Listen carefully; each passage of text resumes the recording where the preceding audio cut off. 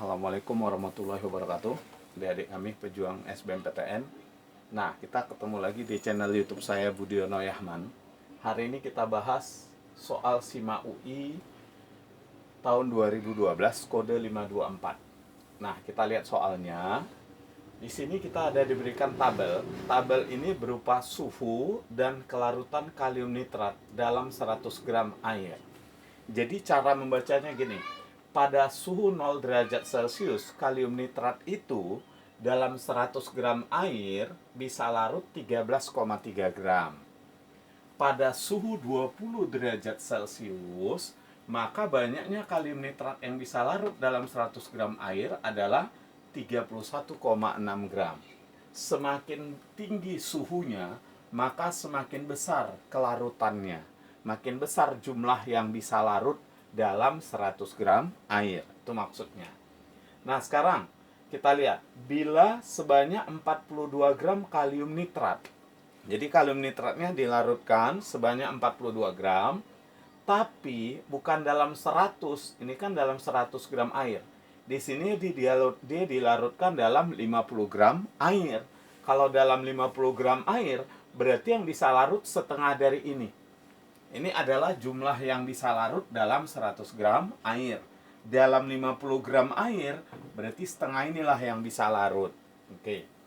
Kemudian dia dilarutkan dalam air mendidih. Ingat, kalau dalam air mendidih pada suhu 100 derajat Celcius, kalium nitrat itu dalam 100 gram air bisa larut 246 gram.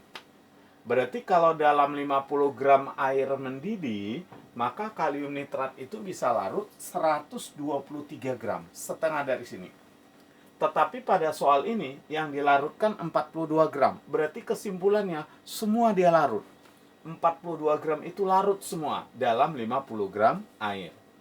Nah, cuma di sini dia tadi dilarutkan dalam air mendidih, larut semua, tapi kemudian didinginkan. Didinginkan berarti kelarutannya menurun, ya. Didinginkan sampai suhunya 20. Dari 100 didinginkan jadi 20. Yang menjadi pertanyaan, berapakah massa kristal yang terbentuk? Berapakah massa kristal yang terbentuk berdasarkan kelarutan garam kalium nitrat pada tabel di atas? Jadi yang dimaksud dengan kristal di sini adalah yang tidak larut. Yang tidak larut itu berarti yang mengendap. Nah, yang mengendap itu adalah jumlah yang dilarutkan dikurangi dengan berapa yang bisa larut. Nah, kita bisa lihat ini. Tadi 42 gram ini larut semua dalam 50 gram air mendidih. Larut semua. Tapi didinginkan dia sampai suhunya 20. Maka kita konsentrasi di 20 ini. Konsentrasi kita di sini. Nah, di sini yang kita lihat, fokus kita kemari. Jadi artinya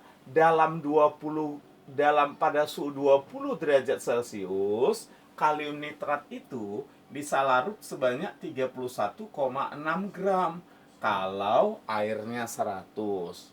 Tapi di sini airnya cuma 50.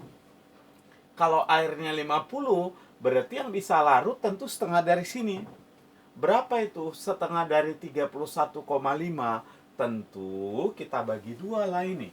Berarti 15,8 gram. Berarti 15,8 gram lah yang bisa larut dari 42 gram.